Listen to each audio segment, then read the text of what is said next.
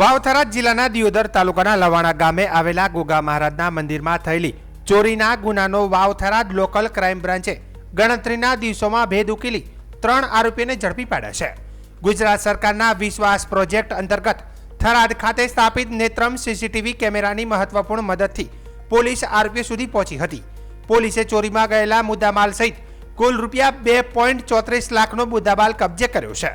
પ્રાપ્ત વિગતો મુજબ દિયોદર પોલીસ સ્ટેશનમાં તારીખ 7 ઓગસ્ટ 2026ના રોજ ગોગા મહારાજના મંદિરમાં ચાંદીના 2 છત્ર, ચાંદીનો મુગટ, મૂર્તિ, દાનપેટી તથા અંદાજે 3000 રોકડ રકમ મળી કુલ 1.98 લાખના મુદ્દામાલની ચોરી અંગે ગુનો નોંધાયો હતો.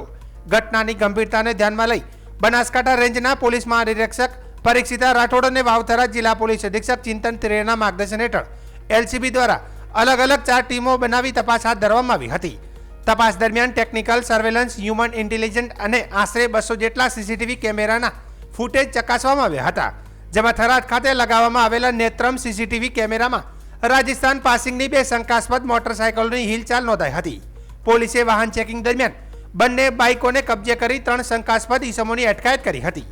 પોલીસ પૂછપરછમાં આરોપીઓએ લવાણા ગામના ગોગા મહારાજ મંદિરમાં ચોરી કરી હોવાની કબૂલાત કરી હતી. તેમની પાસેથી ચાંદીના છત્ર, ચાંદીનો મુગટ, દાનપેટી, રોકડ રકમ, ચોરીમાં વપરાયેલી 2 મોટરસાયકલ, મોબાઈલ ફોન તથા અન્ય સાધનો મળી કુલ રૂપિયા 2.34 લાખનો મુદ્દામાલ જપ્ત કરવામાં આવ્યો હતો.